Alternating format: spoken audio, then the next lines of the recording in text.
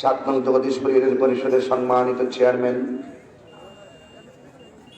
বিশিষ্ট সমাজসেবক জনাব মোহাম্মদ শফিকুল ইসলাম শফিক সাহেব, মাহফিল পরিচালনা হাফেজ মোহাম্মদ সাইফুল ইসলাম শাকির, বিশেষ করে প্রধান আকর্ষণ হামদনাথ পরিবেশন করেছেন শায়ের হাফেজ মোহাম্মদ জহিরুল ইসলাম মাসুমি সাহেব ও শায়ের হাফেজ মোহাম্মদ আব্দুল আলিম শেখ ও মুবাল্লিগিন উলামায়ে কেরাম ও ফাজে কেরাম ও হুজ্জাজে কেরাম ও তুলাবা সামিন ইজাম বেরাদারান ইসলাম পর্দানশীন আমার সরলা ওলামা ও বোনেরা, যে আল্লাহ পাক আমাদেরকে দিনের বেলা আজ মুসলিম সুন্নি কনফারেন্সে উপস্থিত হওয়ার সুযোগ দান করেছেন, শুকরিয়া দান কণ্ঠটাকে উঁচু করে দিয়ে পড়ুন আলহামদুলিল্লাহ।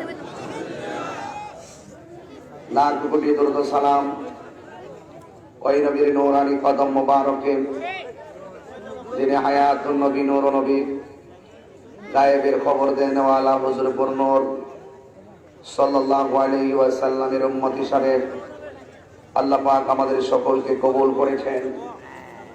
এই জন্য শুকরিয়া দান আবারও পড়ি আলহামদুলিল্লাহ। সময়ের কালক্ষেপণে আমি খুতবায় আয়াত সিলেক্ট করিনি, এরপর আমি আজ আপনাদের সামনে সামাজিক, সমাজতান্ত্রিক, ইমানতান্ত্রিক কিছু কথা বলবো। সেই কথাগুলো আপনারা মনোযোগের সাথে শ্রবণ করতে হবে। একটি কথা মনে রাখতে হবে, জীবন বারবার, মরণ একবার।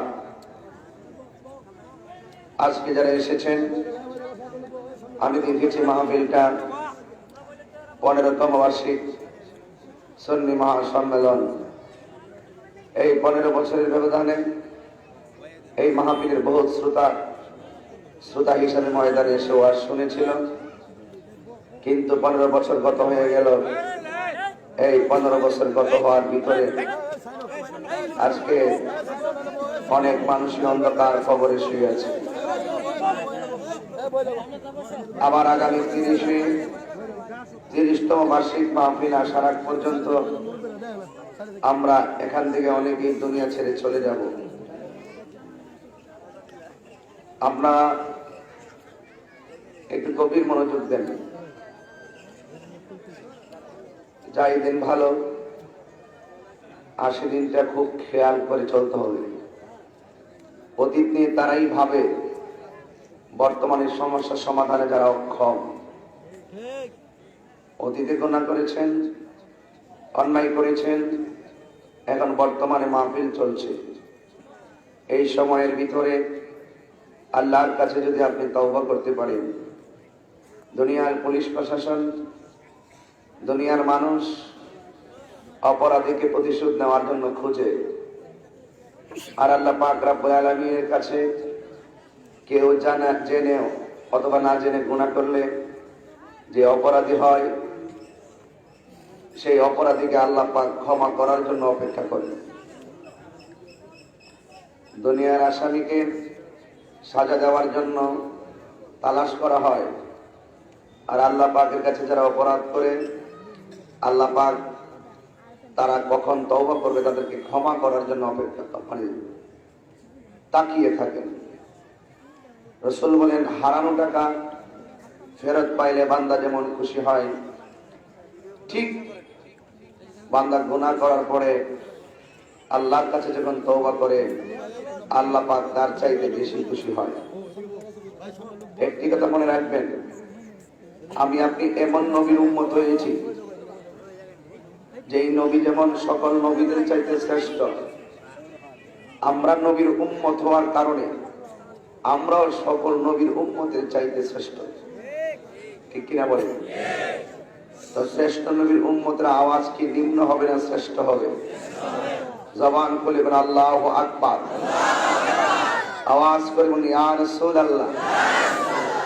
শুনুন, আরেকটি কথা ভেঙে দিই। আদম নবীর উপাধি ছিল সফিউল্লাহ। উপাধি কি ছিল? আদম নবীর উম্মতের কালিমাটা হলো এভাবে, লা ইলাহা ইল্লাল্লাহ আদম ও সফিউল্লাহ। নূহ নবীর উপাধি ছিল নাজিউল্লাহ। নূহ নবীর উম্মতের কালিমা হলো লা ইলাহা ইল্লাল্লাহ, নূহ ও নাজিউল্লাহ। মূসা নবীর উপাধি ছিল কালিমুল্লাহ। মূসা নবীর উম্মতের কালিমা ছিল লা ইলাহা ইল্লাল্লাহ, মূসা কালিমুল্লাহ। ইব্রাহিম নবীর উপাধি ছিল খলিলুল্লাহ। ইব্রাহিম নবীর উম্মতের কালিমা হলো লা ইলাহা ইল্লাল্লাহ, ইব্রাহিম ও খলিলুল্লাহ। দাউদ নবীর উপাধি ছিল নাজিউল্লাহ। দাউদ নবীর উপাধি ছিল খলিফাতুল্লাহ। দাউদ নবীর উম্মতের কালিমা হলো লা ইলাহা ইল্লাল্লাহ, দাউদ ও খলিফাতুল্লাহ। এরপরে ঈসা নবীর উম্মতের, ঈসা নবীর উপাধি ছিল রুহুল্লাহ। ঈসা নবীর উম্মতের কালিমা হলো লা ইলাহা ইল্লাল্লাহ, ঈসা রুহুল্লাহ। আমার নবীর উপাধি হলো হাবিবুল্লাহ। কালিমা তো এভাবে হওয়া দরকার ছিল, লা ইলাহা ইল্লাল্লাহ মুহাম্মাদুন হাবিবুল্লাহ। মুহাম্মাদুন হাবিবুল্লাহ হলো না কেন? মুহাম্মাদুর রাসূলুল্লাহ হলো কেন? এই বেদ যে মৌলবী জানবে না, সে কখনো নবীর শান খুঁজে পাবে না। হাত তুলে বলো ঠিক কিনা বলো। বেদ তোমাকে জানতেই হবে, আজকে তোমাকে বুঝতে হবে তুমি নবীর শ্রেষ্ঠ, নবীর শ্রেষ্ঠ উম্মত। হাত তুলে বলো ঠিক কিনা বলো। কি বোঝাতে চান তাহিরিকে? কোন ভাষায় কথা বলতে চান তাহিরিকে? There is no God but Allah. Muhammad is the messenger of Allah. আল্লাহ ছাড়া কোনো মাবুদ নাই। আল্লাহর হাবিব, আল্লাহর বন্ধু, আল্লাহর দোস্ত। সকল নবীর উপাধির সাথে কালিমার মিল পেলাম, কিন্তু নবীর উপাধির সাথে স্বয়ং আল্লাহ।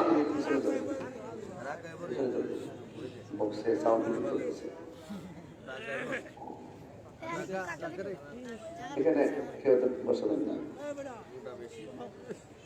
লা ইলাহা ইল্লাল্লাহ। আমার মুরব্বীরা মনে কথাটা বুঝতেছেন? কি বুঝতে কি অসুবিধা হইতেছে? আমি একদম জায়গায় কথা বলতেছি, একদম আপ থেকে। নবীর উপাধি হাবিবুল্লাহ, কালিমা হলো মুহাম্মদুর রাসূলুল্লাহ। সব নবীর উপাধির সাথে উম্মতের কালিমার মিল আছে। নবীর উপাধি এই হাবিবুল্লাহ আল্লাহ রাসূলকে বলেছেন। What is the difference between Kalim and Habib? Musa নবীর উপাধি কালিমুল্লাহ, নবীর উপাধি হাবিবুল্লাহ। দুইটার মধ্যে পার্থক্য কি? কালিমুল্লাহ হলো তিনি যিনি তুর পাহাড়ে গিয়ে আল্লাহকে বলে, আল্লাহ তুমি আমার দেখা দাও, আমার জান বাঁচানা দেখা দাও, কত তোমার সঙ্গে কথা বলবো, হ্যালো হ্যালো ভালো লাগে না, এবার তুমি আমাকে দেখা দাও। কিন্তু আমার রাসূল হলো, হাবিব হলো সেই নবী যিনি বিছানায় শুয়ে থাকে, স্বয়ং আল্লাহ জিবরাইলকে পাঠিয়ে দেয় বন্ধুর সঙ্গে দেখা করার জন্য। ওয়াজ কি শুনবেন? শুধু এতটুকু ওয়াজ দিয়ে বাড়িতে যান, দেখবেন রাসূলের প্রেম পেয়ে গেছেন। যারা এতটুকু পার্থক্য বোঝে না, এরা কখনো নবীর শান বুঝবে না। মুসা নবী গেল তোর পাহাড়ে গিয়ে বলে, আল্লাহ আমি এসেছি তোমার সঙ্গে দেখা করতে। আল্লাহ কয়, তোমার তো সাহস কম না, জুতাগুলা নিয়ে আসছো আমার সঙ্গে দেখা করতা, জুতাগুলা খুলো। আর আমার নবী হাবিবুল্লাহ আরশে আজিমে গেছে, জুতা মোবারক গুলো খুলতে চাই। আল্লাহ কয়, ও বন্ধু, আপনি তো খলিলুল্লাহ নয়, আপনি তো কালিমুল্লাহ নয়, আপনি তো আমার হাবিব। আপনি এসেছেন আপনার জুতা মোবারক নিয়ে আমার আরশের মধ্যে উঠুন, আমার আরশকে ধন্য করে দেন। আরো জোরে বলেন সুবহানাল্লাহ। শুনুন, কি বুঝাতে চাই একটু বুঝুন ঠিক মতো, তাহলে ওয়াজও বুঝবেন, আওয়াজও বুঝবেন, তাহলে বুঝবেন আমি মূলত কি বুঝাতে চাই। মুসা কালিমুল্লাহ তুর পাহাড়ে গেল, যাওয়ার পরে সব জলে পরে সারখার হয়ে গেল। আমার নবী একদম লামকান পর্যন্ত নূরে নবী, নূর নবী, নূরের জগতের অসংখ্য পর্দা পাড়ি দিয়ে মহান মনিবের সঙ্গে দেখা করেছেন। রাসূলকে আমি যখন আল্লাহর কাছে গিয়েছি, আল্লাহ পাকের কুদরতি হাত মোবারক আমার কাঁধের উপরে রেখেছেন। আমি তখন শীতল শীতল অনুভব করছি যে মুসা নবী তুর পাহাড়ে জিলিক খাইয়েই বেহুশ হয়ে পড়ে গেছে, আর আমার নবীর কাঁধ মোবারকে আল্লাহ পাকের কুদরতি হাত মোবারক, সেখানে আমার রাসূলের কিছুই হয় না। বুঝতে হবে হাবিবুল্লাহ আর কালিমুল্লাহ এক জিনিস না। এবার আসুন, সকল উপাধির নবীগণ প্রত্যেকেই পরীক্ষা দিতে হয়েছে। আমি মানুষটি বুঝাইতে পারলাম না, বলছে আপনারা বসুন। দাঁড়াইলেন কেন? আপনারা একটু বসুন না, দয়া করে। বসলে তো পিছনে এরা আবার এসে দাঁড়াইতে পারবে। একটু বসুন বাবা না লক্ষ্মী, আমাকে ডিস্টার্ব করেন না। একটু বসুন, দয়া করে বসুন। দরুদ শরীফের মধ্যে হারে বসবেন না, রাগ করছেন, জায়গা নাই নাকি? তাহলে একটু আপনার সামনে আসেন, আসেন, জায়গা দিন, সবাই জায়গা দিন। আপনার ভাই, আপনার বন্ধুরা আসেন, একটু আসেন, আমার কাছে আসেন, সামনে আসেন, একটু জিকিরের মাধ্যমে আসেন। লা ইলাহা, আসেন, সামনে আসেন,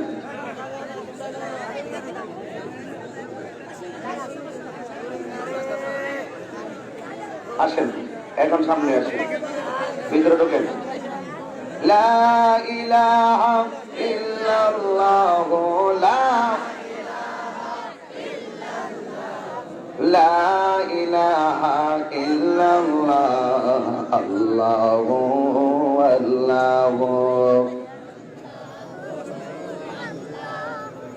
আল্লাহু আল্লাহু হক, লা ইলাহা ইল্লাল্লাহ, লা ইলাহা ইল্লাল্লাহ, লা ইলাহা ইল্লাল্লাহ, লা ইলাহা ইল্লাল্লাহ, লা ইলাহা ইল্লাল্লাহ, লা ইলাহা, লা ইলাহা ইল্লাল্লাহ, আল্লাহু আল্লাহু আল্লাহু আল্লাহু আল্লাহু আল্লাহ, লা ইলাহা ইল্লাল্লাহ, মুহাম্মাদুর রাসূলুল্লাহ সাল্লাল্লাহু আলাইহি ওয়াসাল্লাম।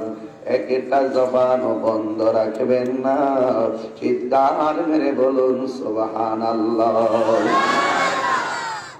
আমার বাবাজিরা,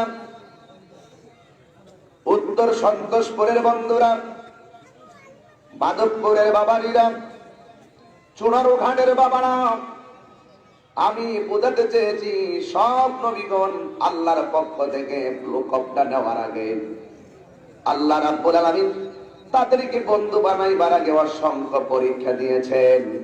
যেমন ইব্রাহিম নবীকে আল্লাহ রাব্বুল আলামিন পরীক্ষা দিয়েছেন। হ্যাঁ ইব্রাহিম, তুমি তোমার সবচাইতে পছন্দের বস্তুটা কুরবানি করো। ইব্রাহিম নবী কয়, ঠিক আছে, আমি অবশ্যই কুরবানি করব। দুম্বা কুরবানি করলেন, আল্লাহ রাব্বুল আলামিনের পছন্দ হয় না। অনেকগুলা প্রাণী কুরবানি করলেন, কিন্তু আল্লাহ রাব্বুল আলামিনের পছন্দ হয় না। বারবার আমার আল্লাহ বলেন, এই ইব্রাহিম, তোমার সবচাইতে পছন্দের বস্তুটা কুরবানি করো। ইব্রাহিম নবী যখন একের পর এক দেখলেন আল্লাহর পছন্দ হয় না, তিনি মনে মনে কল্পনা করলেন, আমাকে তো আল্লাহ সন্তান দেয় নাই, অনেকদিন পরে যে সন্তান দিয়েছেন, বর্তমানে ওই সন্তানটা আমার কাছে সবচাইতে প্রিয়তম ব্যক্তি। জোরে কি আল্লাহু আকবার বলবেন? এবার ওই সন্তান কি কুরবানি করবেন।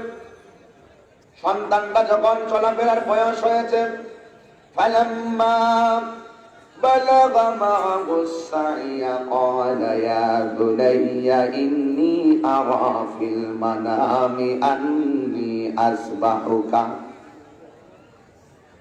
যখন সন্তানটা চলাফেরার বয়সে উপনীত হলো, হাঁটতে পারে, চলতে পারে, ওই সন্তানের কাছে ইব্রাহিম নবী এসে বললেন, হে ইয়া বুনাইয়া, হে আমার সন্তান, ইন্নী অবশ্যই আমি আরা দেখেছি, ফিল মানামে ঘুমের ঘরে স্বপ্নে, আন্নী আসবাহুকা আমি তোমারে জবাই করেছি।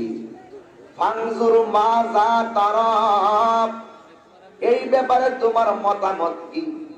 সন্তানকে বাবা প্রস্তাব করে, এ বাবা, আমি স্বপ্নে দেখছি তোমারে জবাই করেছি, এই ব্যাপারে তোমার মতামত কি? যেমন বাবা তেমন সন্তান।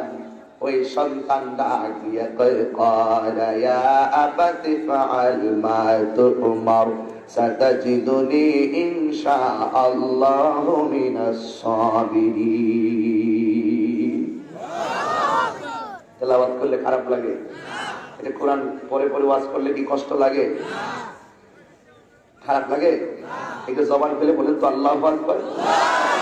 আমি যখন তেলাওয়াত গুলো করবো, আপনারা জোরে আল্লাহু আকবার বলবেন, তাহলে আমি অনুপ্রাণিত হব যে আপনারা আমার কথাটাকে রিসিভ করতেছেন। মনে থাকবে?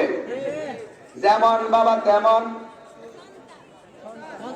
যেমন বাবা তেমন গাছ কোনে ফল।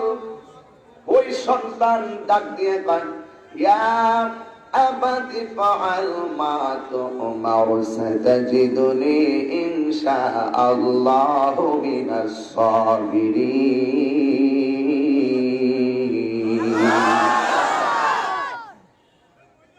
সাতাজিদুনি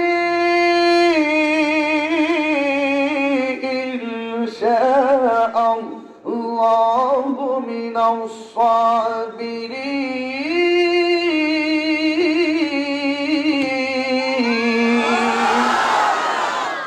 ঘোষণাকার আর জোরে ঘোষণাকার। ছেলে ডাক দিয়া কয়া আবাতি আল, ও আব্বা আপনি যান, আপনি করুন।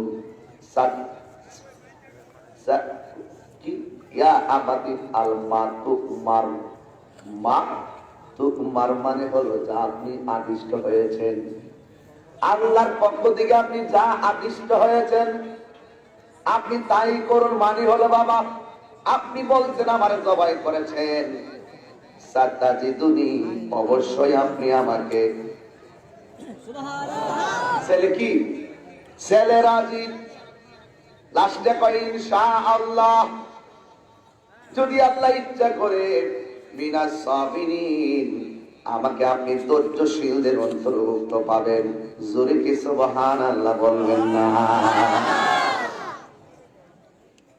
এবার ছেলেটাকে নিয়ে রওনা হয়ে গেলেন। নেওয়ার পরে এমন একটি জায়গায় গেল, সেই জায়গার নাম হলো মিনা। মিনায় যাওয়ার পথে শয়তান ডাক দিয়ে কয়, এই হাজেরা, তোমার সন্তান তুমি কোথায় দিতেছ? তুমি কি জানো না সন্তানটারে তোমার স্বামী জবাই করে ফালাইব? আর এই দিক দিয়া ইব্রাহিম নবী হাজারে কয়, আমার সন্তানটারে সুন্দর করে গোসল করাইয়া সাজায় আতর গোলাপ দিয়ে দাও। আমি বড় বিশাল বড় লোকের বাড়িতে মেহমান খেতে যাব, দাওয়াত খেতে যাব। এবার হাজারা সুন্দর করে গোসল করাইয়া দিলেন। সন্তানটা রওনা হয়ে গেল। হাজারাকে শয়তান কুমন্ত্রণা দিল।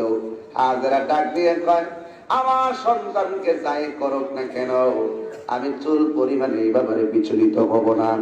মাঝপথে সন্তানকে ডাক দিয়ে তুমি কই যাও? কই আমার আব্বার সঙ্গে বিশাল বড় লোকের বাড়ি দাওয়াত খেতে যাই। শয়তান ডাক দিয়ে কই, তুমি কি জানো না তোমাকে এক জায়গায় নিতেছে তোমার আব্বা জবাই করে দেওয়ার জন্য। বারবার যখন ডিস্টার্ব করে, হযরতে ইসমাঈল আলাইহিস সালাম হাতের মধ্যে কয়েকটা কঙ্কর নিয়ে বারবার নিক্ষেপ করলেন। এই জন্য ওই জায়গার ভিতরে গেলে এখনো হাজী সাহেবেরা কঙ্কর মারা লাগে। কথা বলেন ঠিক কিনা? এবার সন্তানকে নিয়ে গেলেন। নেওয়ার পরে মিনার প্রান্তরে নিলেন, নিয়ে বলেন, ও বাবা, আমি তোমারে জবাইয়ের মাধ্যমে আল্লাহকে খুশি করতে চাই। এবার সন্তান ডাক দিয়ে কে, আব্বা আমি তো আপনার একটা মাত্র ছেলে।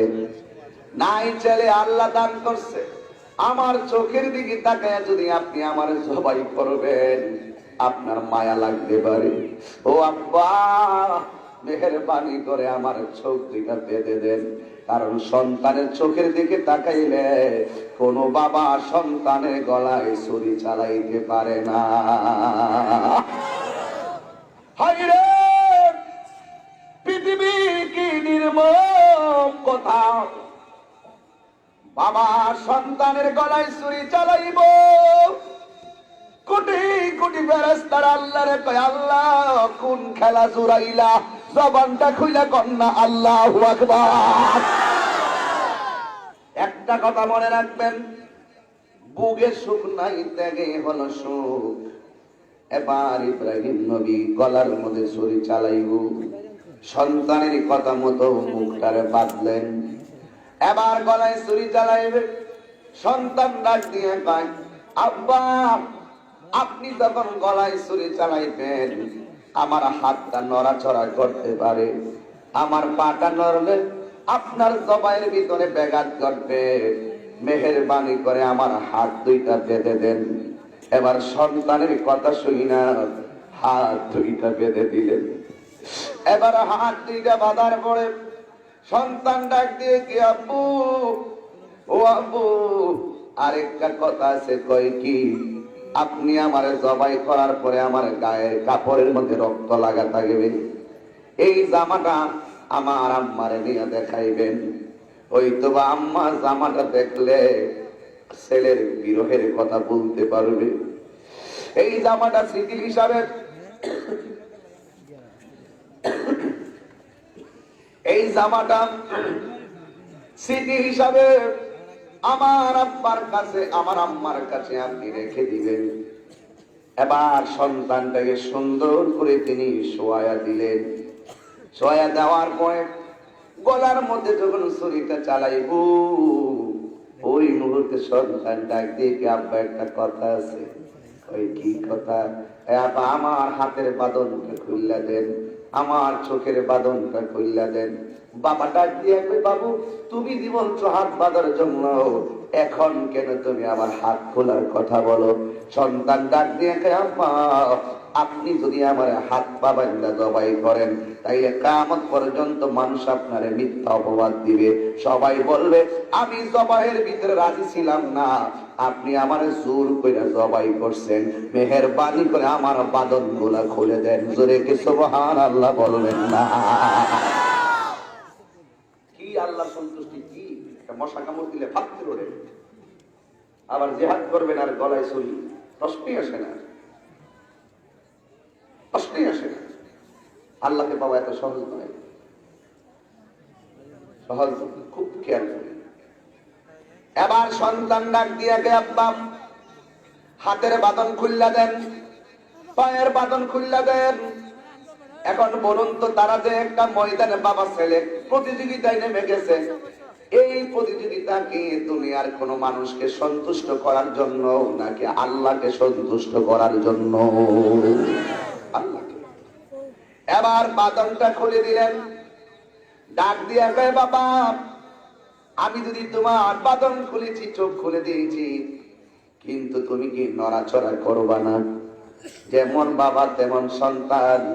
ডাক দিয়ে কয়, আব্বা জান আল্লাহর কসম করে বলি, সাতাজিদুনি ইনশাআল্লাহু মিনাস সাবিরিন। ও আব্বা, আব্বা গো,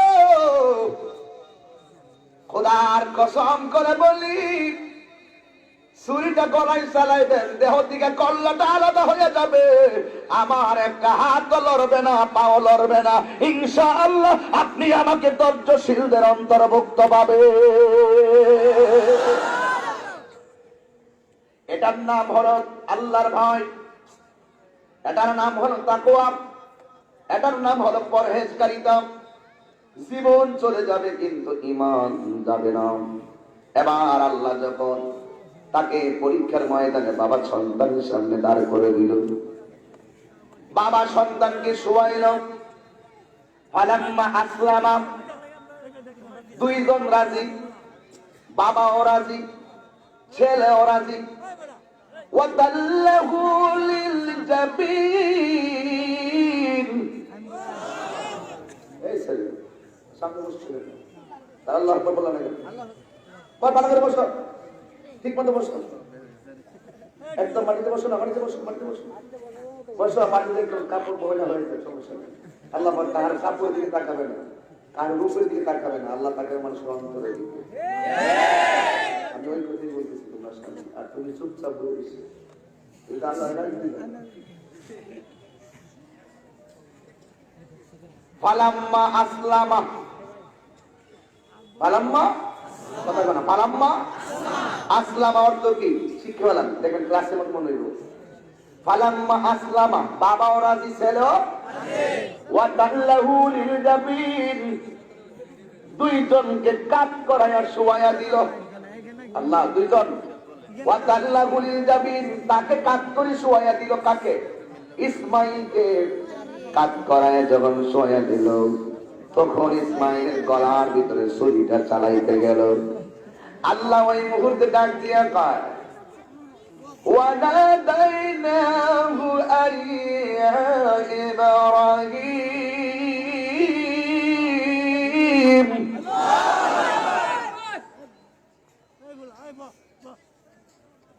আল্লাহ ডাক দিয়ে কয়, হে ইব্রাহিম, কদ সাদ্দাক্তার রুয়া, তুমি তোমার স্বপ্নকে বাস্তবায়ন করেছ। ইন্না কাযালিকা নাজজিল মুহসিনিন, আর আমি এভাবে মুহসিন বান্দাদেরকে পুরস্কার দিয়ে থাকি। দেখবেন রাস্তাটা বড় চ্যালেঞ্জিং, আল্লাহর নাম নিয়ে বেরিয়ে যাবেন, দেখবেন ওই চ্যালেঞ্জিং রাস্তা সহজ করে দিবেন। রাস্তার অনেক বাধা, আপনি সাহস নিয়ে সামনে যাবেন, দেখবেন আল্লাহ করে দিবেন। এই জন্য ইব্রাহিম আলাইহিস সালাম সন্তানের গলায় ছুরি চালাইলো। জিবরাইল আলাইহিস সালামের জীবনে তিনবার পৃথিবীতে দ্রুত গতিতে এসেছেন। একবার হলো ইউসুফ নবীরে তার ভাইয়েরা মিলে যখন কুয়ার মধ্যে ফেলে দিল, আল্লাহ বলছিলেন, ও জিবরাইল, তুমি এখন কোথায় আছো?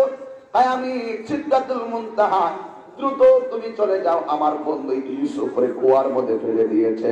ইউসুফের বডিটা কুয়ার নিচে পানিতে পড়ার আগে তোমার পাখাগুলো কুয়ার নিচে বিছায়া আমার ইউসুফের জন্য বাড়ি বানায়া দাও। এই হলো একবার।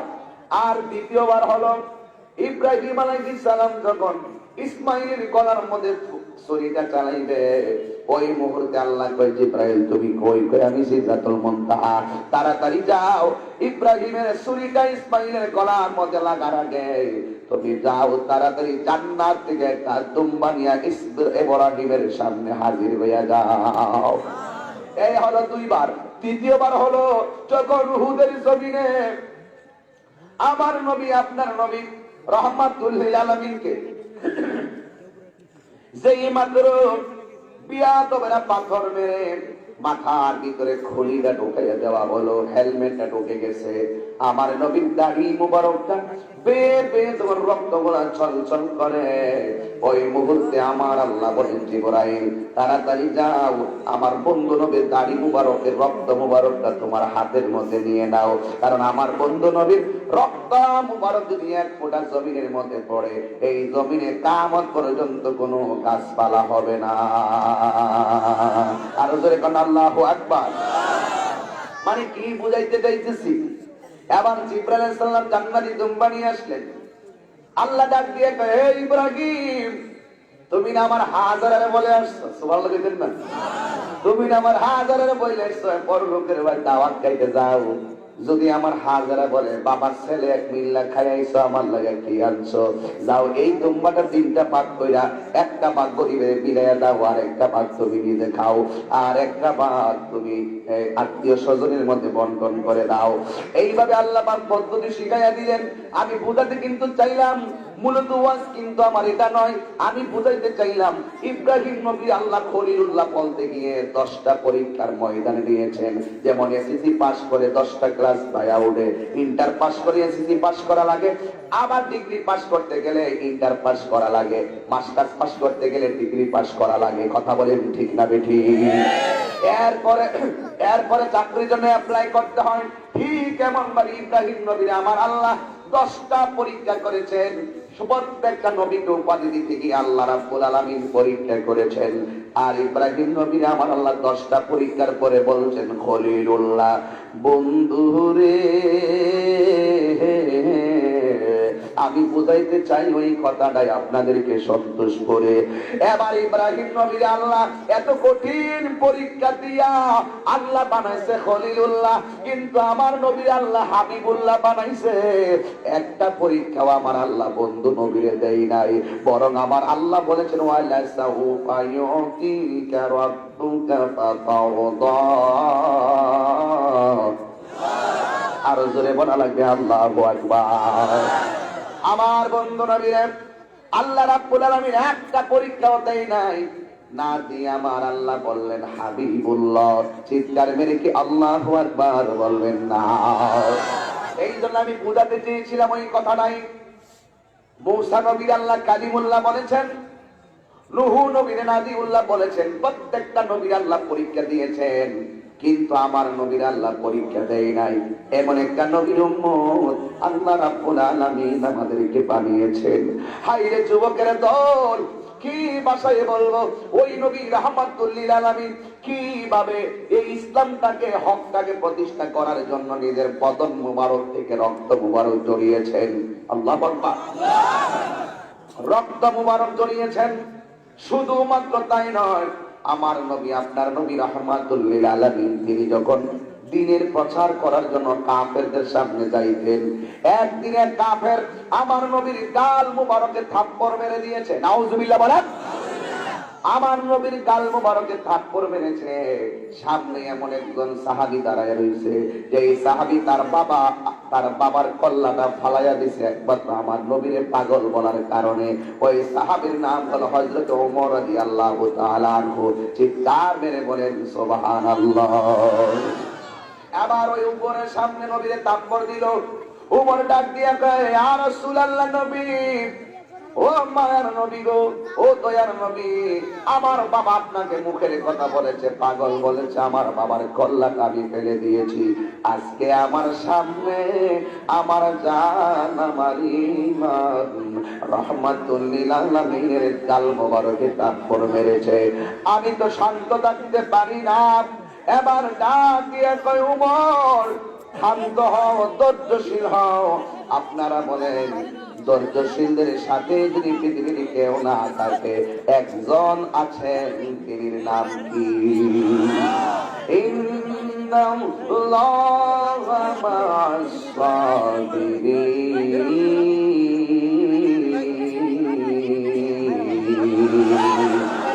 নিশ্চয় আল্লাহ রাব্বুল আলামিন ধৈর্যশীলদের সঙ্গে রয়েছেন। আমার নবী উমরের ডাক দিয়ে, উমর, তুমি ধৈর্য ধারণ করো। উমর তো গরম সাহাবী, ঠিক কিনা বলেন? উমর ডাক দিয়ে, ইয়া রাসূলুল্লাহ, আমার সামনে আপনাকে থাপ্পড় মারছে, ওর কল্লা ফলাই দেব। আমার নবী কয়, না না। এবার একটু পরে আমার নবী তার দিকে এগিয়ে যাচ্ছেন। ওমর মনে করেছে আমার নবী মনে হয় নিজের প্রতিশোধটা নিজেই নিবে। এই কথা বলি না, ওই ইহুদির সামনে গেলেন, কাফের সামনে গিয়ে বললেন, আপনি যে আমার থাপ্পড় দিয়েছেন, আপনার হাতের মধ্যে কোনো ব্যথা পাইছেন? এটার নামই হলো হাবিবুল্লাহ, যিনি প্রতিশোধ নেয় না, শুধু ক্ষমা করে দেয়। যিনি প্রতিশোধ নেয় না, যিনি ক্ষমা করে দেয়, এটার নামই হলো হাবিবুল্লাহ। এই জন্য ওমর ডাক দিয়ে কয়, আমার নবী কেমন নবী? ওই লোকটার প্রতিশোধ নেয় নাই, এই লোকটারে যায়া বলে, আপনার হাতের মধ্যে কোনো ব্যথা পাইছেননি? আজকে আমরা তো সেই নবীর উম্মত, দইরালা ফালাইয়াতে খায়ালা, ক্ষমা করতে জানি না। নোয়াপাড়া বাজারে কাউকে আঘাত করে দিলে জগদীশপুরে তার প্রতিশোধ হয়, জগদীশপুরে কাকে মেরে দিলে নোয়াপাড়া বাজারে প্রতিশোধ হয়। এবার সামনে দিয়ে গেছে আমার বাড়িতে আসুক, শুধুমাত্র দইরালা ফালাইয়ালা খায়ালা। ইহুদিরা কয় মুসলমান সব শেষ করিয়া ফালা। মুসলমান কয় ইহুদির কাছে টাকা খাইয়া ইমান বেচা ফালা। এমন লোক সমাজে আছে না নাই? আপনি কি মনে করেন করোনা এমনি আইছে? আপনি কি মনে করেন করোনা মহামারী এমনিতে আসছে? দেখছেননি এই করোনা আসার কয়েক মাস আগে দেখছেননি সারাটা বিশ্বের মধ্যে একটা অস্থিরতা লেগে গিয়েছিল। আল্লাহ রাব্বুল আলামিন আমাদেরকে একটু করোনার মহামারী দিয়া, মিসকল দিয়া সারাটা পৃথিবীর ক্ষমতাধর রাষ্ট্রগুলোর পর্যন্ত আল্লাহ স্তব্ধ বানাইয়া দিছে। কি হলো? স্তব্ধ বানাই দিছে। কানাডার প্রধানমন্ত্রী বলতে বাধ্য হয়েছে, আমাদের আর কিছু করার নাই। এবার ফায়সালা আসবে কোথায় থেকে? আকাশ থেকে। ডোনাল্ড ট্রাম্প পরাজিত হয়েছে একমাত্র করোনার মোকাবেলায় অদূরদর্শিতার কারণে। কিন্তু তাকিয়ে দেখেন চীন, তাকিয়ে দেখেন লাশের মিছিল। ভারত তাকিয়ে দেখেন লাশের মিছিল। আমেরিকা তাকিয়ে দেখেন লাশের মিছিল। কত জায়গায় লাশের মিছিল, লাশের মিছিল। কিন্তু আল্লাহর রহমতে এই বাংলাদেশ ছোট্ট একটি রাষ্ট্র, WHO, ওয়ার্ল্ড হেলথ অর্গানাইজেশন, বিশ্ব স্বাস্থ্য সংস্থা, তারা বলেছিল এই বাংলাদেশে 4 থেকে 5 লক্ষ লোক করোনায় মারা যাবে। কিন্তু আল্লাহ থেকে রক্ষা করে পৃথিবীর কোন টার্গেট পূরণ হয় না। কথা বলেন ঠিক কিনা বলেন? আল্লাহ আমাদের বাঁচিয়ে রেখেছে। আমাদের এখন কি করণীয়? মনে রেখেন না করোনা এমনিতে আসছে। আপনারা কি না করছেন? বাংলাদেশের মানুষ কি না করছেন? বহুত সন্তান বাবার প্রতি আসক্ত, বহুত সন্তান নেশায় আসক্ত হয়ে বাবার গলায় ছুরি চালাই দিচ্ছে। কি না করছেন আপনারা? আপনারা কি না করেছেন? নাফরমানি করতে করতে করতে করতে আমরা যখন চূড়ান্ত পর্যায়ে পৌঁছে গিয়েছি, ঠিক তখনই তো আল্লাহ পাকের কোরআনের আয়াত আমাদেরকে স্মরণ করে দেয়, যুহারাল ফাসাদু মিনাল বাররি ওয়াল বাহরি বিমা কাসাবাত আইদিন নাস। এই পৃথিবীতে যত আযাব বলো, গজব বলো, সব আমাদের হাতের কামাই। কথা বলেন, সব আমাদের হাতের কামাই। আমরা জুলুম করেছি। আর না হয় এই বাংলাদেশকে আল্লাহ পাক এই পর্যন্ত, আমার তো একটা জিনিস বিষয় মনে হয়, আমাকে অনেকে বলেছেন, হুজুর এই করোনার ভিতরে আপনি লক্ষ লক্ষ মানুষ নিয়ে, হাজার হাজার মানুষ নিয়ে, আপনি সচেতন মানুষ, এইভাবে প্রোগ্রামগুলো আপনি আয়োজন করতে যদি না দেন তাইলেই তো চলে। আমি বলছি, দেখেন, যার মরণ যেভাবে লিখে রেখেছেন, করোনা না থাকলেও মরণ হবে, করোনা থাকলেও মরণ হবে, ঘরে থাকলেও মরণ হবে, বাহিরে গেল মরণ হবে। আল্লাহ যাকে রক্ষা করে পৃথিবীর কেউ তাকে কিছু করতে পারে। কিন্তু আর না হয় আমার বাংলাদেশে আইসোলেশন নাই, হোম কোয়ারেন্টাইন তো নাই, লকডাউন তো মানেই না, ঔষধ তো নাই, কিসের কি যে মাস্ক পরেন, এগুলো কি মাস্ক? স্বাস্থ্যবিধির কোন মাস্ক নয়। তারপর আল্লাহ পাক আমাদেরকে হেফাজত করেছেন। এখন আমাদের বাহাদুরি করার কিছু নাই, আমাদের সেজদারি পরে থাকার দরকার। এই বাংলাদেশকে আল্লাহ রক্ষা করেছেন 360 আউলিয়া উসিলা। আপনাকে মানতে হবে। আমার বিবেকে এটাই নাড়া দেয়। আমার রাসূল 2টা দেশের জন্য দোয়া করেছেন। আজকে গত পরশুদিনও পত্রিকায় লিখতে বাধ্য হয়েছে, পৃথিবীর মধ্যে সবচাইতে নিরাপদ জায়গা সোনার মদিনা। ওরা শেষে হলো মানতে বাধ্য হয়েছে। মদিনায় চাইতে লকডাউন দেওয়া হয়েছিল, শেষ পর্যন্ত বলতে বাধ্য হয়েছে এই জায়গাটাই হলো পৃথিবীর সবচেয়ে নিরাপদ। আর সেই নিরাপদ জায়গাটাই হলো আমাদের বাংলাদেশের কোটি কোটি আশিকি রাসূলদের প্রেমের ঠিকানা। ঠিক কিনা বলেন? সেই প্রেমের ঠিকানার সাথে যার প্রেম থাকবে সেখানে একটা রহমত থাকবে, এই স্বাভাবিক। কথা বলেন ঠিক কিনা? আল্লাহর দোহাই দিয়ে বলি, আর নাফরমানি করবেন না। আল্লাহ কিন্তু সুযোগ দিয়েছেন, এখন আমাদের উচিত সেজদায় পড়ে থাকা। যে আল্লাহ যে আমাদেরকে রক্ষা করেছেন, আমাদের উচিত আমাদের সেজদায় পড়ে থাকা। কারণ আমরা শুকরিয়া আদায় করতে হবে, কৃতজ্ঞতা জ্ঞাপন করতে হবে। যারা কৃতজ্ঞতা জ্ঞাপন করতে পারে না তারা অকৃতজ্ঞ, আর অকৃতজ্ঞ যারা, তাদেরকে আল্লাহ পাক পছন্দ করে না। কারণ আল্লাহ পাক যাকে দয়া করে এভাবেই করে। ঠিক না বেঠি? আল্লাহ যাকে দয়া করে এভাবেই করে। এই জন্যই তো আল্লাহ যখন বেজার হয়ে যায় তখনই মানুষের উপরে বিভিন্ন ধরনের আযাব দেয়, গজব দেয়। এখন আমি যদি আপনাদেরকে প্রশ্ন করি, এই জগদীশপুরের মানুষ, এই উত্তর সন্তোষপুরের মানুষ, আপনাদের যারা এসেছেন, আপনারা কারা কারা চুরি করে এসেছেন? হাত তোলেন। আপনারা বলবেন হুজুর লজ্জা লাগে। আমি যদি বলি কে কে ঘুষ খেয়ে এসেছেন, হুজুর হাত তুলতে লজ্জা লাগে। আমি যদি বলি কে কে সুদ খেয়ে এসেছেন, হাত তুলতে লজ্জা লাগে। কে কে মাকে কষ্ট দিয়ে এসেছেন, হাত তুলতে লজ্জা লাগে। একটি কথা মনে রাখবেন, আমার সামনে কয়েকজন মানুষ আর আমি এখানে আছি, এই হাজারো মানুষের ভিড়ে, হাজারো মানুষের তীরে আপনি হাত তুলতে লজ্জা পাচ্ছেন। কিন্তু মনে রাখবেন, আপনার অপরাধের কথা আপনার বন্ধু জানে না, আপনার অপরাধের কথা আপনার মা জানে না, আপনার অপরাধের কথা আপনার বোন জানে না। কিন্তু কেউ যদিও না জানে, একজন জানেন, জবান খুলে বলুন তিনি কে। আরো জোরে বলেন তিনি কে। তো আল্লাহ পাক যখন যার প্রতি অসন্তুষ্ট হয় তখনই বিভিন্ন আযাব আর গজব আসে। ঠিক ঠিক এমনই ভাবে নবীদের মধ্যে একজন নবী, যার নাম হলো হযরতে মূসা কালিমুল্লাহ। জবান খুলে বলেন নামটা কি? এই ধরে বলেন নাম কি? মূসা কালিমুল্লাহ। তিনি কি নরম নবী না গরম নবী? ধরে বলেন গরম। আমাদের যে হাওয়া গরম, এই গরম, মেজাজ গরম। আজরাইল আসছে, মূসা নবীর কি খবর আছে? কি ভাই আজরাইল কি লেগে আইছেন হঠাৎ করে? আল্লাহ পাঠাইছে আপনার রুহুটা নিবার লাগিয়া। রুহু কি আর দূর থেকে নন যাবে, কাছে থেকে আইনে। পরে আজরাইল কাছে আসছে, আসার পরে মূসা আলাইহিস সালামের বাম হাতটা ঘুরাই আজরাইল একটা থাপ্পড় দিয়েছে। এই চোখটা, বাম চোখটা ফালাইয়া কালের মধ্যে ঝুলাই দিয়েছে। আজরাইলে দৌড়ায় আল্লাহর কাছে যায়, আল্লাহ তুমি যাই না শুনে এমন একটা লোকের কাছে পাঠাইছো, আমি কিছু তার রুহু কবজ করতাম, সে উল্টা রেডি দিচ্ছে আমার রুহু কবজ করবার লাগে। আল্লাহ কয় আবার যাও কো মাপ চাই, আমি আর যাইতাম না। এটার নাম হইলো মূসা কালিমুল্লাহ। এই মূসা কালিমুল্লাহ আল্লাহর সঙ্গে পাহাড়ে কথা কইত, কিন্তু একদিন তার একটা কওম আছে, যে কওমে লক্ষ মানুষ ছিল। ওই কওমের মানুষগুলো মূসা নবীরে যায় ডাক দিয়ে কই, মূসা নবী গো, আমাদের এই কওমের মধ্যে বৃষ্টি হয় না, পশু পাখিগুলো না খেয়ে মারা যাচ্ছে, আর বৃষ্টি না হওয়ার কারণে আমরা বড় ফসলাদি নষ্ট হওয়ার আশঙ্কা করছি। আপনি একটু আল্লাহকে বলুন না বৃষ্টির ব্যবস্থা হবে কিনা। মুসা নবী গেলেন, গিয়ে তুর পাহাড় থেকে ফিরে এসে বললেন, উম্মত একটা কাজ করো, আমরা একটা নামাজ পড়বো ময়দানে। যেমন আমাদের দেশে সলাতুল জোহর আছে, সলাতুল আসর আছে, সলাতুল মাগরিব আছে, সলাতুল ইশা আছে, সলাতুল ফজর আছে, সলাতুল তাহাজ্জুদ আছে, সলাতুল ইশরাক আছে, সলাতুল আওয়াবিন আছে। ঠিক এমন ভাবে একটি নামাজ আছে যে নামাজের নাম হলো সলাতুল ইস্তিসকা। নামাজের নাম কি? সলাতুল ইস্তিসকা। এই নামাজটা আল্লাহর হাবিব পড়তেন যখন দেখতেন বৃষ্টি আল্লাহ বন্ধ করে দিয়েছে, সাহাবাদেরকে নিয়ে নামাজটা মাঠে পড়তেন। মাঠে পড়ার পরে মাঠ থেকে আল্লাহর হাবিব যাইতেও পারে নাই, মুষলধারে বৃষ্টি নাজিল হয়ে যেত। এটার নাম হলো সলাতুল ইস্তিসকা। আমার দেশে এখন নাই। আপনার বয়স কত? 44। আপনার দেখা যায় 32 বছর। আল্লাহ চেয়ারম্যান তো তরুণ চেয়ারম্যান হয়েছে, মারহাবা গান আলহামদুলিল্লাহ। 50 না রে, আমি তো বলছি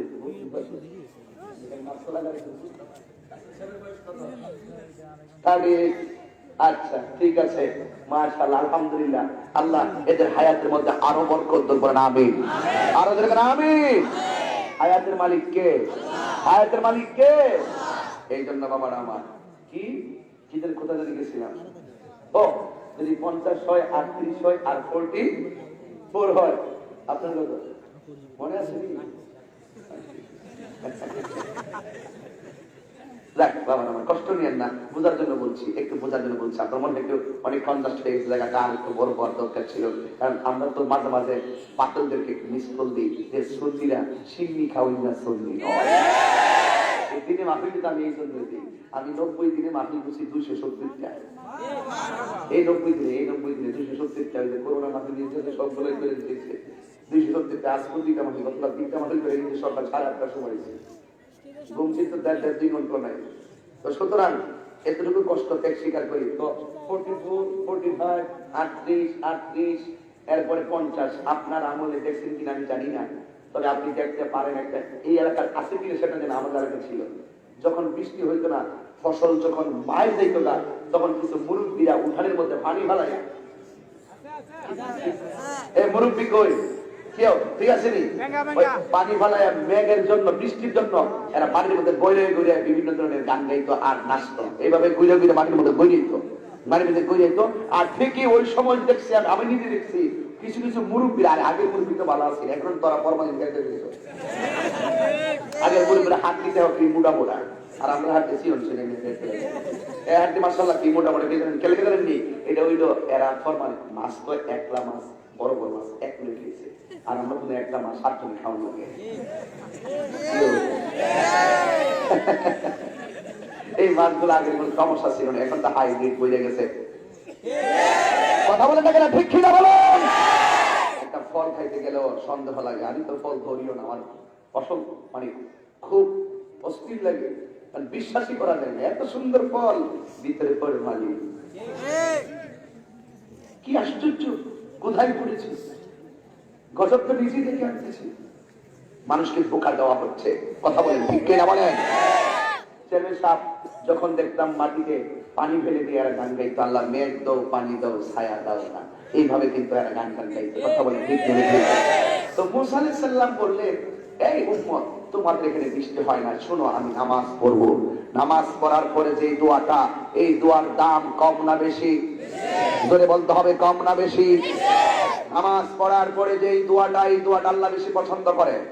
মুসা আলাইহিস সালাম নামাজ পড়ালেন, নামাজ পড়ায় আল্লাহকে ডাক দিয়ে বলেন, আল্লাহ এই কওমের মানুষগুলা যেমন তেমন ফসল দিকে তাকাইলে আমার মন মানে না।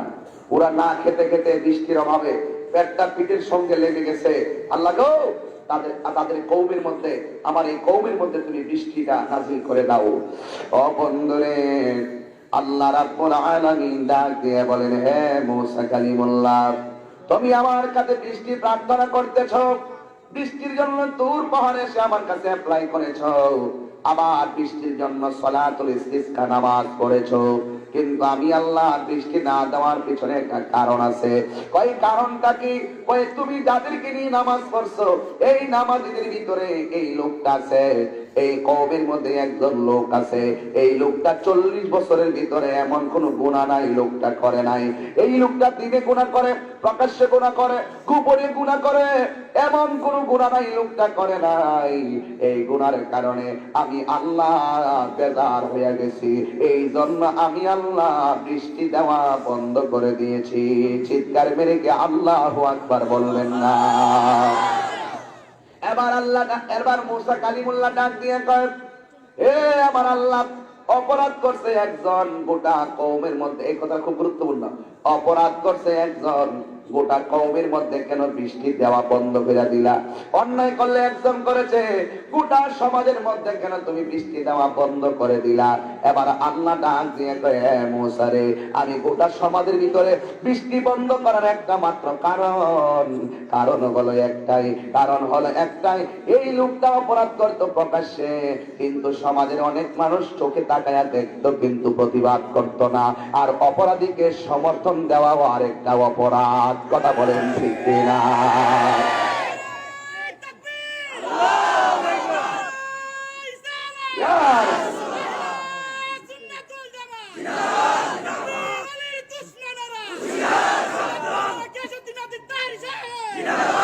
আল্লাহু আকবার বলে, আর আল্লাহু আকবার বলে।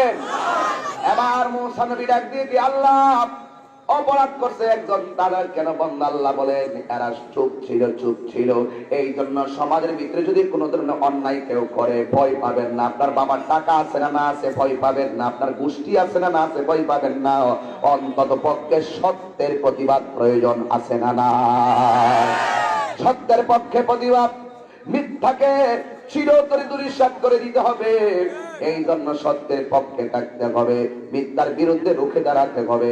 এই জন্য আল্লাহ বলেন, মুসা, লোকটা অন্যায় করতো, সমাজের মানুষ নীরব ছিল, এই জন্য করুণা, এই জন্যই তো আমি আল্লাহ বৃষ্টি বন্ধ করে দিয়েছি। এবার আল্লাহ ডাক দিয়ে করে, মুসা রে, আমি আল্লাহ বৃষ্টি দিব, কিন্তু ওই লোকটার নামাজ থেকে বের করে দাও। চিৎকার মেরে কি আল্লাহু আকবার বলবেন না?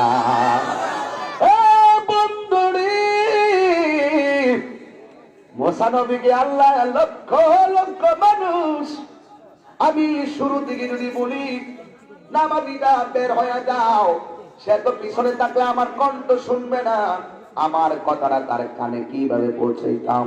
যে 40 বছর ধরে গুনাহ করছো, তোমার কারণে বৃষ্টি হয় না, তুমি বের হয়ে যাও। সে যদি পিছনে থাকে আমার কণ্ঠটা তো শুনবে না। এত মানুষের দিকে আমি কেমন করে কানে কানে পৌঁছাবো? আল্লাহ ডাকি কি, মুসা, তুমি শুধুমাত্র ঘোষণা করে দাও, প্রত্যেকের কানে কানে তোমার সাউন্ডটা পৌঁছাইয়া দিব আমি আল্লাহ। জোরে জোরে বলেন সুবহানাল্লাহ। এবার আল্লাহ রাব্বুল আলামিন যেই মাত্র মুসা নবীর কথা বললেন, ওই মুহূর্তে মুসা আলাইহিস সালাম বললেন, ঠিক আছে, আমি বলতেছি, ইয়া আইয়ুহাল মুসাল্লিন আল হাজিরুন, এ উপস্থিত মুসল্লিয়ানি কেরাম, আল্লাহ বৃষ্টি দেয় না কেন আমার কাছে বলেছে। কয় কি বলেছে? এই এই বেটা, তুমি বলিস কি রে? আমি সর্বনাশ, আমি সুবহানাল্লাহ।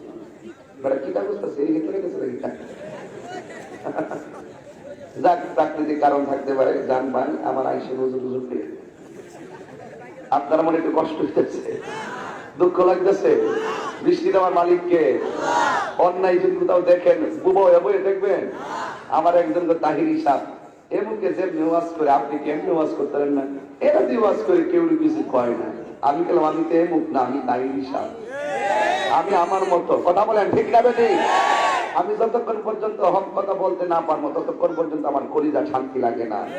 এরপরে ওয়াজটা কোন জায়গায় দিতেছি আপনাকে টের পাবেন একটু পরে। আমি একটু বুঝাইয়া দিয়ে যাই আল্লাহ কত দয়াশীল। কথা বলেন ঠিক না বেটি?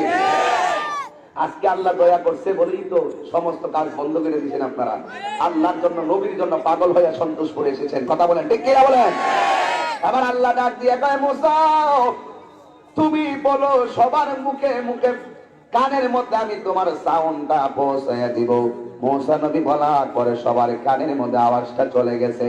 লাখো লাখো মানুষ কিন্তু কেউ নামাজ থেকে বের হয় না। সবাই অপেক্ষা করতেছে 40 বছর ধরে নাফরমানটা কেডায়, যার কারণে আমার আল্লাহ রাব্বুল আলামিন বৃষ্টি দেয় না। আজকে নাফরমানটারে দেখতে হবে, কিন্তু নাফরমানটাও বের হয় না। আরে আমি 40 বছর ধরে গুনাহ করেছি, এখন বের হলে আমি সমাজের কাছে ধরা খাইয়া যাবো, কিন্তু সেই লোকটাও বের হয় না। এখন বৃষ্টিও নাজিল হয় না। এখন শেষ পর্যন্ত মুসা নবী কই, নাফরমান তুমি বের হয়ে যাও, তোমার কারণে আজকে আমাদের এই দুর্গতি। কিন্তু লোকটা বের হয় না। মুসা নবী বলে, আর একটু সময় দিলাম, তুমি বের হয়ে যাও।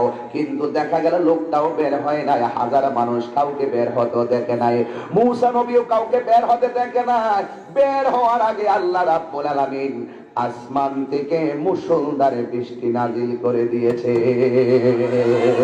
আল্লাহু আকবার।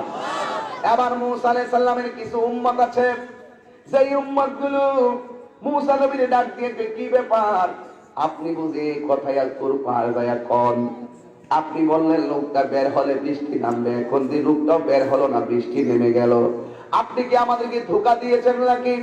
মুসা নবী কই, না না না, তোমাদের সঙ্গে কথা হবে না, কথা হবে একজনের সঙ্গে, জবান খুলে বলুন তিনি কে? এবার মুসা কালিমুল্লাহ ডাক দিয়ে কই, আল্লাহ তুমি বললা লোকটা মজলিসে আছে, এই লোকের কারণে বৃষ্টি হয় না, এখন লোকটা বের হলো না, বৃষ্টি নাজিল হইয়া গেল, তুমি কি আমাকে লাখো উম্মতের মাঝে লজ্জা দিছো নাকি?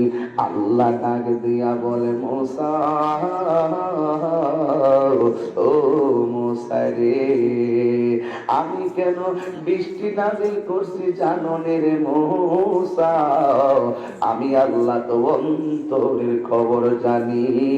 ও মুসা, যখন তুমি ঘোষণা করছো লোকটা বের হওয়ার জন্য, ওই লোকটা কিন্তু নামাজের ভিতরে ছিল, যে খবরটা কেউ জানতো না, আমি আল্লাহ তো জানি। হ আল্লাহ তুমি জানো, এই লোকটাকে বের কথা আমি তো বলে দিয়েছি। হ আল্লাহ তুমি বলে দিয়েছো। এরপর বৃষ্টিটা কেন নামাইছি জানোনি? কয় কেন? এই লোকটা নামাজের ভিতরে থাকে, আমি আল্লাহ রাব্বুল আলামিনের কাছে মনে মনে দুইটা হাত বাড়ায় দিয়া ডাক দিয়া বলে, আল্লাহ তুমি রহমান, তুমি গফফার। ও আল্লাহ, আল্লাহ গো, 40 বছর ধইরা গুনাহ করি, দিনও গুনাহ করি, রাতেও গুনাহ করি। ও আল্লাহ, কেউ জানে না, তুমি জানো। কোনদিন মানুষের কাছে আমার ধরা খাওয়াও নাই। ও আল্লাহ, আজকে লাখো মানুষের সামনে তুমি আমারে ধরা খাওয়াইও না গো আল্লাহ, আমি তোমার কাছে তওবা করি গো আল্লাহ। এই কথা বলিয়া ওই পাগলটা চোখের পানি ফালাইয়া দিছে। আল্লাহ ডাক দিয়া কয়, ও পাগল, ও মুসা রে, এই পাগল হাজার মানুষের ভিড়ে যখন আমার কাছে কাগজে মিনতি করি, এভাবে যেন পাগল তওবাটা কইরা ডাক দিয়া কয়, মালিক, মালিক।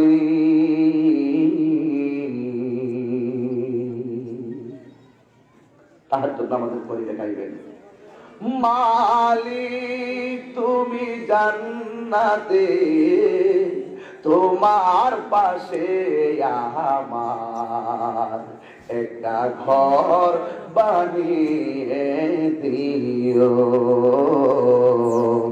একটা ঘর বানিয়ে দিও। মালিক, মালিক,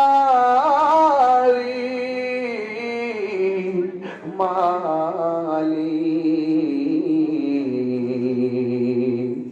মালিক তুমি জান্নাতে, তোমার পাশে আমার একটা ঘর বানিয়ে দিও,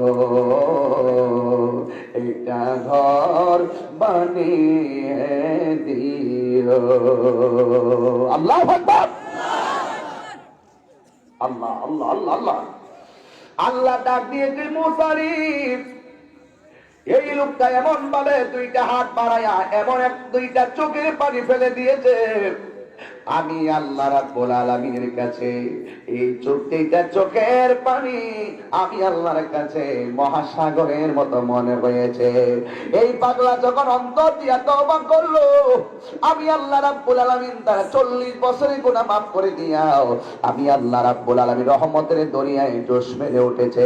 এই জন্য লোকটাকে আমি মাসুম বানাইয়াও এই ময়দানে তোমার হাজার লাখ মানুষের সামনে বৃষ্টি নাজিল করে দিলাম। আমি ওই কথাটাই বোঝাতে চেয়েছি।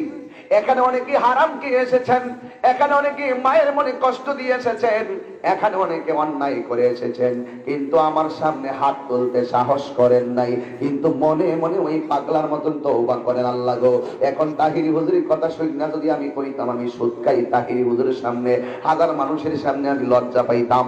জিনা কইরাইছি যদি হাত তুলতাম আমি লজ্জা পাইতাম। ও আল্লাহ, কিন্তু তোমার কাছে আমি তওবা করি, তুমি আমার জীবনের গুনাহ ক্ষমা করে দাও। আপনারা বলেন এই উসিলাই আমার আল্লাহ রাব্বুল আলামিন গুনাহ ক্ষমা করতে পারে কি পারে না? এই ধরনের যুবক ভাইরা যারা মায়ের বুকে লাথি মেরে এসেছো, যারা মাকে ধমক দিয়ে এসেছো, কিন্তু একটাবার চিন্তা করে দেখো যে এই মারে তুমি আজকে ধমক দিয়ে কষ্ট দিয়ে আসছো, এখানে অনেক সন্তান আছে যারা মা বাবাকে দেখে মাহফিলে আসতে পারে নাই।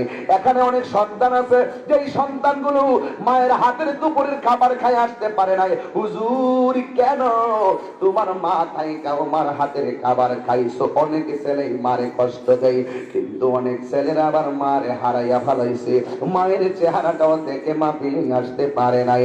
এই জন্য আপনি পায়ের মধ্যে হাত দিয়া বইলা যায়, ভয় করবা আল্লাহকে। যদি মার মনে কষ্ট দিয়ে আজকে গুনাহ কইরা থাকো, আজকে সন্তোষপুরের মাহফিল আল্লাহকে সন্তুষ্ট কইরা দুইটা ডাক দিয়া বলেন আল্লাহু আকবার। আর আওয়াজ করে বলি আল্লাহু আকবার। বলেন ইয়া রাসূলুল্লাহ। অনুরোধ কইরা বলি, চেয়ারম্যান সাহেব আমার পাশে আছে, যেই কথা আমি এলাকার প্রতিনিধি পাইলে আমি বলে থাকি চেয়ারম্যান মহোদয় আমার পাশে, আমি ভাইজানকে সাথে নিয়ে আমি শুধু একটা কথাই বলতে চাই। এই যুবক ছেলেরা একটা কথা মনে রেখো, জীবনে কোনোদিন মাদক সেবন করিল না, জীবনে কোনোদিন নেশার সঙ্গে নিজের জীবনটারে বিড়াইয়া দিও না। আল্লাহর কসম আমি হিসাব মিলাইয়া দেখলাম এই দেশে দুইটা কারণে সন্তান মা বাবার সংসারে অশান্তি করে। একটা হলো বন্ধুর সঙ্গ গুণে, আর একটা হলো নেশার কারণে। কথা বলেন ঠিক না? আরে কিছুদিন আগে দেখেছি সিএনজি দিয়ে দিয়ে বইরা বইরা বাবা আমার ট্যাবলেট চালান করে, পুলিশ প্রশাসন ধরে।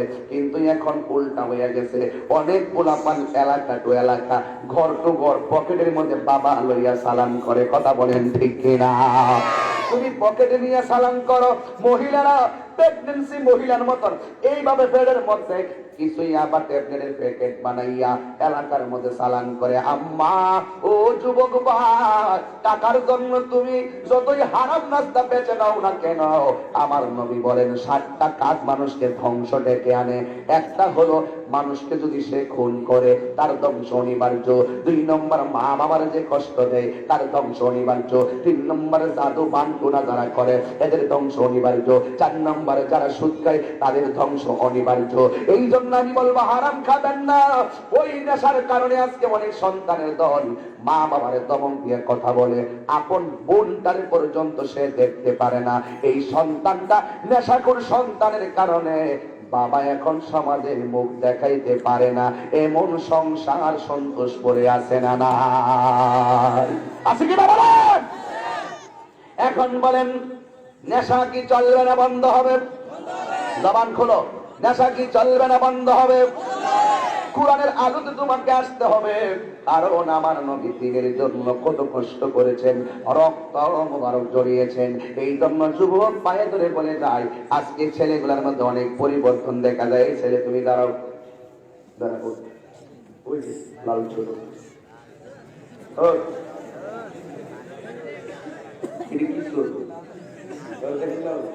এই যে দেখেন কি অবস্থা, দেখেন তোমার আত্মা আসেনি। এই তোমার আব্বা আসেনি? তোমাকে এভাবে চুল লাগতে কে বলছে? আজকে ওয়াদা করো, হাত তোলো। আর কি লাল চুল থাকবে তোমার? হাত তোলো, সুদা করো। লাল চুল থাকবে? আর তোমার পেট থেকে, তোমার মায়ের পেট থেকে তুমি যখন আসো, চুলগুলি লাল হয়েছে না কালা হয়েছে? কথা করো। আল্লাহকে আমি বান্দারে সুন্দর করে বানাইছি। যেখানে আল্লাহ সুন্দর করে কালো চুল দিয়া তোরে দুনিয়াতে হারাইলো, তোরে এই আল্লাহর প্রকৃতির সৌন্দর্যকে বিকৃত করার জন্য কি ভেবেছে? ওই পড়াশোনা লেগে দেখি না মনে করো মোবাইলে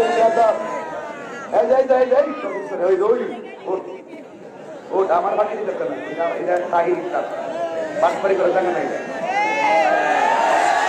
লাল চুল কি চলবে? তোমার বাড়ি কই? তোমার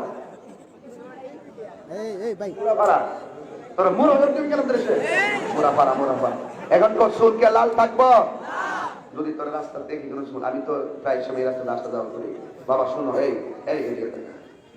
তোমার চুল লাল করছো না, দুই তিনটা ফুলামান যদি তোমার লোকে চলে, হ্যাঁ কইব ও অসাম হয়েছে, দুই তিনটা আর কি দিদি শুক্রারি আর কি। আর বাকি 97 জন গোপনে গোপনে তোমার বাবার কাছে বিচার দিয়ে আপনার ফুলাটা কিনছে। বাবা মুখ দেখে গেলাম তোমার কাছে, তুমি বুঝো না। এই জন্য আজকে দিকে কইয়া দিলাম, এই সন্তোষের মাধ্যমে কেমন সরে যাবে রেখা জীবনে কোনোদিন আল্লাহ সৌন্দর্যের চুল, যে চুলকে বিকৃত করবা না। রাজি আছো? হাজার লোক তোমার জন্য দোয়া করবে, মনে রাজি আছো? এই তার বন্ধু বান্ধবরা তারা দেখবা তার চুল ঠিক করে কিনা। এগুলো কি কি কারা কাজ? বাবুগিরি করো, বস মানে হাসো না, খারাপ হয়েছে।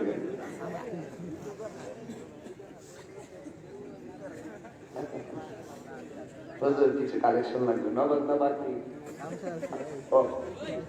অসুবিধা নেই, এটা ব্যাপার না। এটা হইব কি হইতো নি, একটু জিকির হইতো নি আজকে। শুনি শুনি, আপনারা যে কেমন জানে আমি জানি, আপনারা কি লেগে যায় এটা আমি বুঝি। শোনেন, এই বাবা, এই বাবা, এই আপা কই জানো?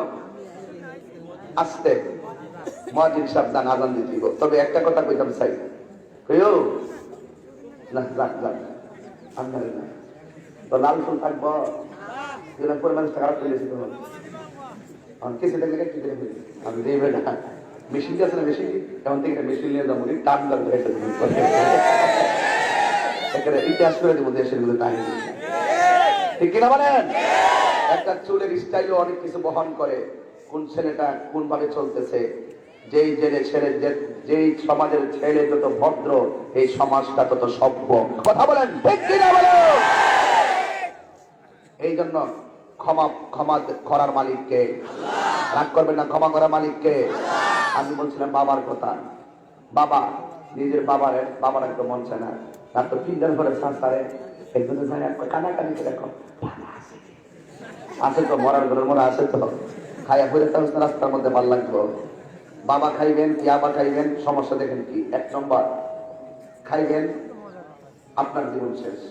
2 আপনার মা বাবার স্বপ্ন শেষ। 3 আপনার কারণে আপনার বন্ধু একটা মহল শেষ। 4 আপনার কারণে সমাজটা শেষ। 5 আপনার কারণে দেশ হুমকির মুখে। এই জন্য বলুন, যেই ছেলের হাতে কলম এবং সভ্যতার সাদা কাগজ থাকবে, সেই হাতে কি বাবা ইয়াবা কেঞ্চি হারাম কি মানায়? আজকে ওয়াদা করবেন, কি হারাইছেন, কি পেলেন, কি হারালেন তা বড় কথা নয়। আমি কি হারিয়েছি তা বলছি। গত মার্চ মাসে 5 তারিখে আমার আব্বা দুনিয়া থেকে বিদায় হয়ে গেছে। এমন ভাবে অনেকের মা, অনেকের বাবা বিদায় হয়ে গেছে। সন্তান, তোমাকে বলি, আমি তাহিরি, আমাকে যদি বলো যে আমি এতটুকু এসেছি খুব শক্তিতে, আমি গর্ব করে বলবো আমি আমার মায়ের দোয়ার করতে এসেছি। মা চেয়ারম্যানের সাথে জিজ্ঞেস করেন, আপনি চেয়ারম্যান হয়েছেন কোন বলে হয়েছেন? তিনি বলবেন আমি আমার মা বাবার দোয়া হয়েছি। এই মানুষটার দোয়া ছাড়া পৃথিবীর মধ্যে কেউ লক্ষ্যস্থলে পৌঁছতে পারে না। কথা বলেন ঠিক কিনা বলেন? এই মায়ের সেবা আমরা চাইতে চাই না। আরে আমি তো এখনো বাড়িতে গেলে আব্বার খাট দেখলে, আব্বার চৌকি দেখলে, আব্বার কাপড়গুলো দেখলে আমার আব্বার কথা মনে হয়। রাতের বেলা যখন যাই দেখি দরজাটা খোলা, আমি যখন দেখি মনে হয় আব্বার শুয়ে দিছে, তখন আমার ভিতরে ওই ছাত্র জীবনে একটা সঙ্গীত শুনতাম এভাবে, দরজাটা খুলতে কে যায় ধোকা। মা বুঝি বলছে এলে নাকি খোকা, দরজাটা খুলতে খেয়ে যায় ধোকা। বাবা বুঝি বলছে এলে নাকি খোকা, বুকের ভেতরটা নড়ে চড়ে ওঠে, চোখ বেয়ে জল নেমে আসে। শুধু মানে, শুধু মানে, শুধু মানে, শুধু মানে, এই সেই ঘর, এই সেই খাট, বিছানার পাশে আছে পানের বাটা, চশমাটা পড়ে আছে পাশে। শুধু মানে, শুধু মানে, শুধু মানে, শুধু মানে, জানি ফিরে পাবো না হারানো তিথি। বাবা শুধু তাহিরির প্রেমে বাঁধা স্মৃতি, জানি ফিরে পাবো না হারানো তিথি। মা শুধু আজ তাই প্রেমে বাঁধা স্মৃতি, বুকের ভেতরটা নড়ে চড়ে ওঠে, চোখ বেয়ে জল নেমে আসে। শুধু মানে, শুধু মানে, শুধু মানে, শুধু মানে, আমি কে মন করে দেব মাটি, আমি কে মন করে দেব মাটি তোমারি কবরে। মা তুমি আমার আগে যেও না গো মরে, মা তুমি আমার আগে যেও না গো মরে। মাগো তোমার মতো লয় না কেহ, আমায় কোলে টানি, আঁচল দিয়ে মোচে ডাকে, আঁচল দিয়ে মোচে না কেউ আমার চোখের পানি।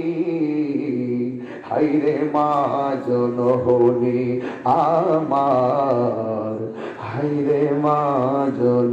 এ যুবক, এই যুবক, বিদায় বেলা কি বলতে চাই শ্রবণ করো।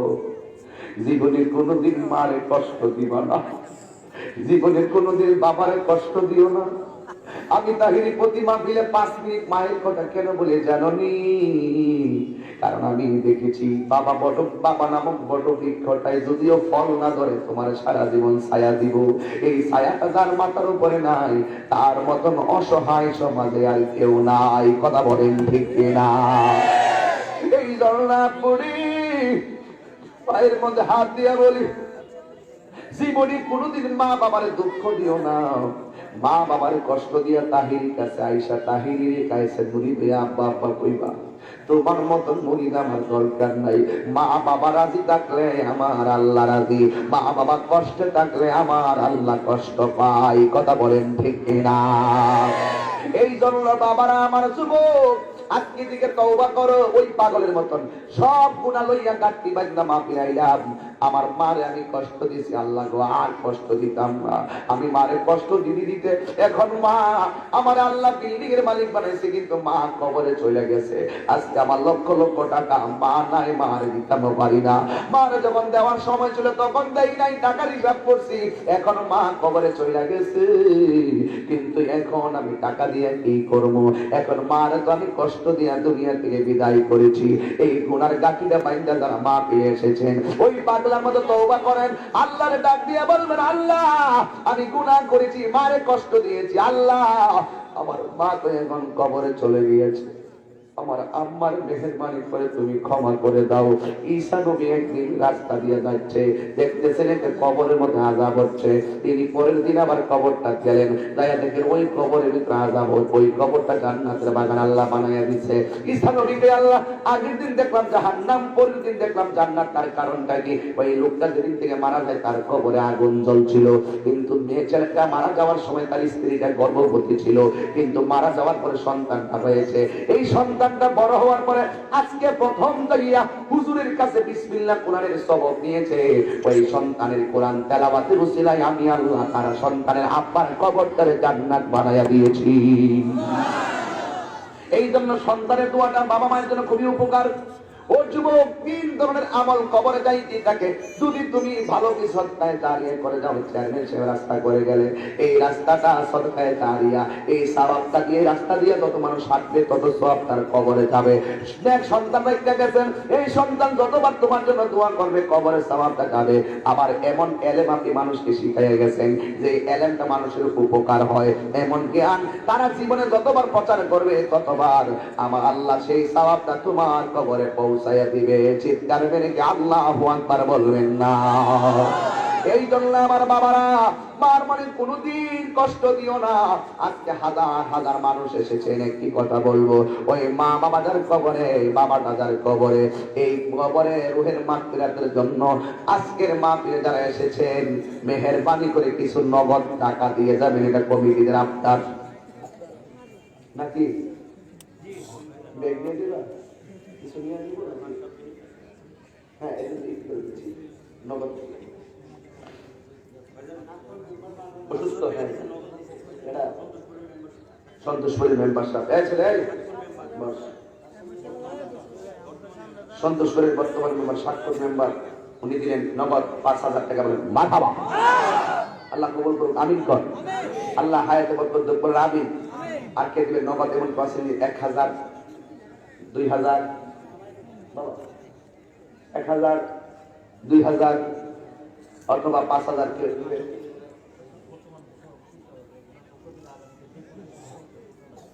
আজকের সম্মত আলহাজ খাজা সৈয়দ ইয়াসির হোসেন ফারুক সাহেব, উনি অসুস্থ, পেশাবল অসুস্থ, দোয়া চেয়েছেন আল্লাহ যেন ওনাকে শেফা নসিব করে, এবং আগামী বছর এই ডেকোরেশনের জন্য যত টাকা লাগে সব হুজুরে দিবেন।